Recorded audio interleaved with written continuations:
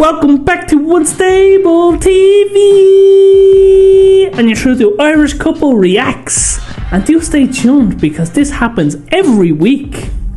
So if you're new here, don't forget to like, subscribe, comment and hit the bell notification so you don't miss any of these videos. And if you're a returning viewer, thank you!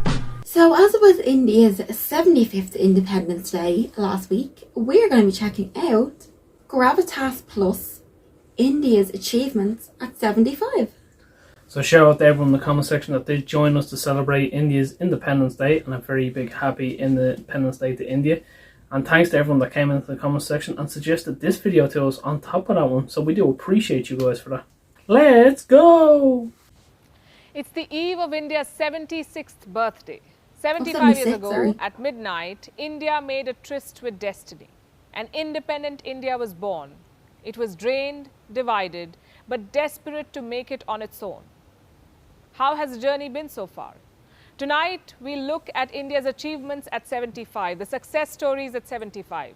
Hello and welcome to Gravitas Plus. I'm Palki Sharma Upadhyay. There's so much to talk about. It's been a stupendous journey of 75 years. We decided to start with the economy. The British Crown looted $45 trillion from India. From raw materials to the Kohinoor diamond, the British took all. They also exploited all. The thumbs of Indian weavers were cut off. Indian peasants were crushed. The brightest jewel in the British crown was left with the prospect of a dim future. Britain deindustrialized India. At the time of independence, India's per capita income was 230 rupees. That's $2.89. The average income was 1/15th of what an average American earned. There was poverty, hunger. The task before India was to lift itself, and it did. There was rapid industrialization, 3 successful revolutions, green, white and blue. India opened itself to the world, globalized its economy, privatized its banks. 75 years later, India is one of the world's leading economies. From less than $3, India's per capita income has grown to almost 2,000. Its share in the world GDP is 3.28%. 7 decades back, India was an import-dependent country. Today, more and more global companies are making in India, and Indian companies are making a mark globally. India is becoming a force to reckon with in more ways than one. Which brings us to geopolitics. India successfully navigated the Cold War. It became a political force for decolonization. India liberated Bangladesh. It reached out to Africa, successfully dehyphenated Israel and Palestine, stuck strategic partnerships with the Gulf. India isolated Pakistan. When India and Pakistan had a dogfight, the world supported India. When Pakistan tried to make an issue out of Kashmir, the world again supported India. Today, world powers see India as an important partner, a leading voice in multilateral forums, the face of peace, the loudest cheerleader of counter-terrorism. Of course, the journey has not been easy. Right after independence, India made some bad decisions, like letting go of a Security Council seat. Then there were security challenges. 1948, Pakistan's incursion into Kashmir. 1962, the war with China. 1999, the war in Kargil. The current standoff in Ladakh. But on every such occasion, India showed the world that it's capable of defending itself, capable of resisting any attempt to redraw its map. India has taught the world tolerance, universal acceptance, and none of it was easy. I like the way she's also saying the bad parts of what happened after the independence as well, not just saying that everything's been a smooth ride and smooth sailing since it started. It's important to look back and see what went wrong to try and, make it better. It's always good to see the good and the bad after any great achievement is made in any country. Now, just getting this because for some reason, stating that we're Irish in the title isn't enough. We're not British. We didn't loot us, okay? So, just getting that out there. Yes, we know the British looted, but that was history. We have also been looted in our country too. It was also history. We are Irish, not British. That's important. Yeah. It's important because the same way Indians do not like to be called Pakistanis. Yeah. We have our identity. The British have their identity.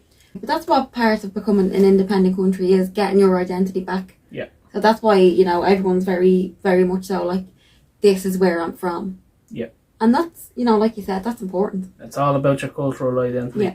We watched previous reaction videos on the looting of India, and you guys were telling us about that, just how much we knew there was some severity of looting going on in British museums, but we didn't realise, you know, it is a bit of a smack in the face for any country to see their prized jewel in the crown of a monarch in another country. We think it should be given back, but again, it's amazing to see how far India have built themselves back, to build themselves out of such poverty, and after, what did she say, India was deindustrialised? Deindustrialised, yeah. So to build themselves back, and even better, they built back way better. That's amazing. So you may recognise this man, Winston Churchill, Britain's former Prime Minister. Churchill had dismissed India's experiment with self-governance. Why? Because India is socially diverse. 22 languages, 20,000 dialects, numerous religions, numerous regions. Churchill said, India is merely a geographical expression. It is no more a single country than the equator.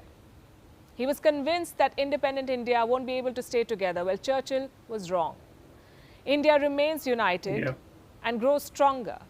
Its success as a secular state has surprised many. Of course, there have been ups and downs. India survived a partition. The Babri Masjid demolition, Operation Blue Star, it's what followed, the Gujarat riots. But which country does not have rough patches, and which country can claim to be this diverse? In the initial years post-independence, it was tough keeping the country together. One of the big challenges was public health, or the lack of it.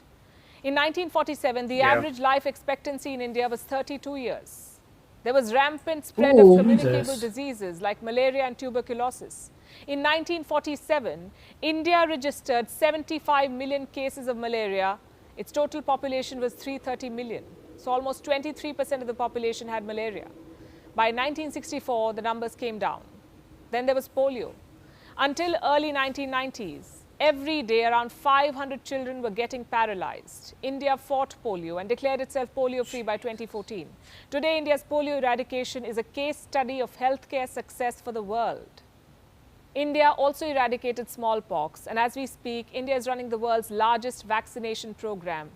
India's healthcare system is one of its biggest achievements. We hardly appreciate it because there's a lot that's not right.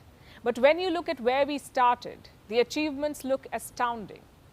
Around the time of independence, 2,000 mothers died for every 1 lakh childbirths. 2,000. Today that number is down to 103.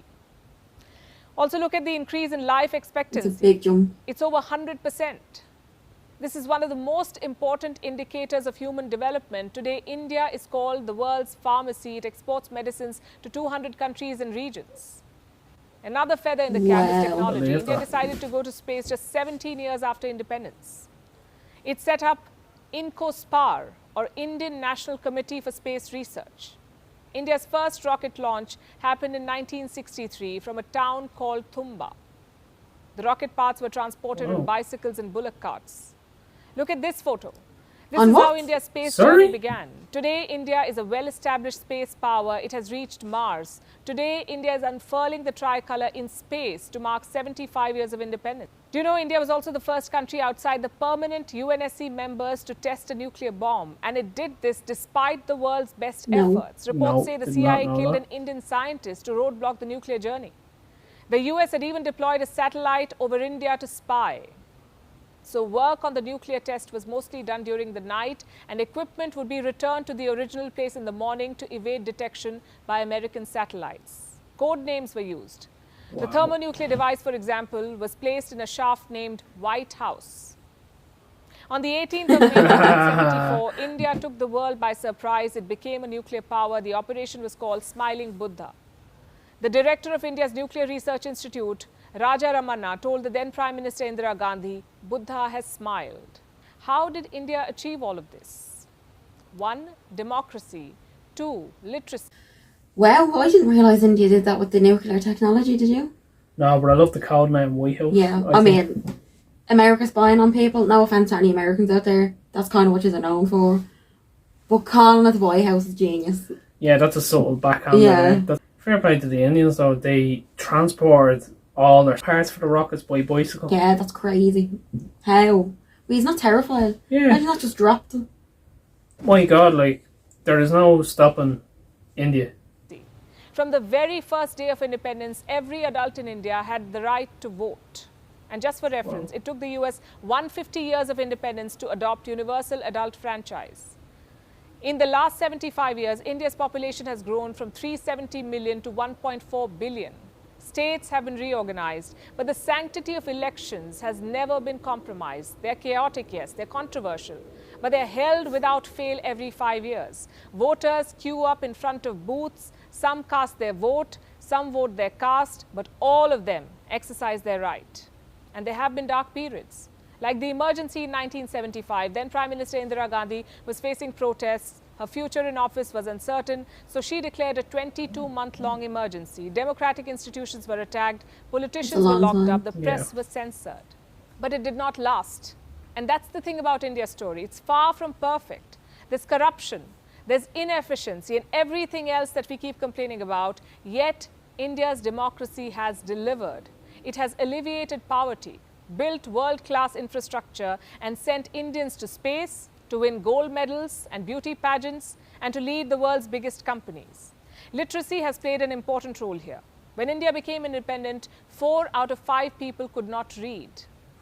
The literacy rate was around 12%. For India to grow, it had to educate its people. It made free education a fundamental right. Schemes like Sarv Shiksha Abhiyan and midday meal ensured that children found their way to schools. India expanded its educational infrastructure. In 1947, India had only 28 medical schools, 4 dental colleges, and 33 engineering colleges. Look at the numbers today. The India that could neither read nor write is now the world's biggest talent pool. Top engineers, doctors, Indian origin CEOs all bear testimony to India's growth and transformation. Today's India is home to 1.4 billion people. It is progressive, yet rooted in its culture and values. It is home to the world's youngest population, the world's largest democracy, the world's largest film industry, the world's largest diaspora population, the second largest road network, a leader in climate action, a market that every company wants to enter, and a strategic force that every government wants to partner. Today, as India celebrates its historical achievements, it also has a clear vision of the future. This is India at 75. That was impressive. That's a lot of stuff in 75 years. Where to even start there with that? But we will start the unstable way. First off, a very big shout out to your original content creator. Do make sure you go check them out, give them a like, subscribe and share, and all that good YouTube stuff. And of course, a very big shout out to India and all that they have achieved and our suggestees on suggesting this video to us. We do appreciate you guys. So, what did you think of that, Danielle? It's incredible to see just how far the Indian population have come in the last 75 years. Yeah. It's education, it's space, it's engineering, it's pharmaceuticals. It's just incredible how you can go from practically nothing, which is what they were left with, to this almost leader of the world nearly. Everyone living there today, have you felt these changes? What does it feel like for you guys? Like, it's great seeing and hearing about a country doing really well, but we want to know from the people living there, watching this video now, what's it like for you guys? Are you feeling all of the stuff she says in this video? Do you feel the change in the country yourself? Do you feel like there's a lot of opportunity for you? We know this was like a quick video of all the successes that has happened in the last 75 years of India. But if you want us to go more in depth in some of these, let us know in the comments below. Of course, let us know, was there any changes that could have been added to this list, and what do you think was a significant part of the history yourself? And that has been our 2 cents, and we'll chop ourselves out of this. You are the beautiful people of YouTube, and we have been Unstable TV. So drop a comment below and let us know what you thought of this reaction video. And if you have any suggestions for us to do, let us know too. And as always, we will see you in the next one. Bye.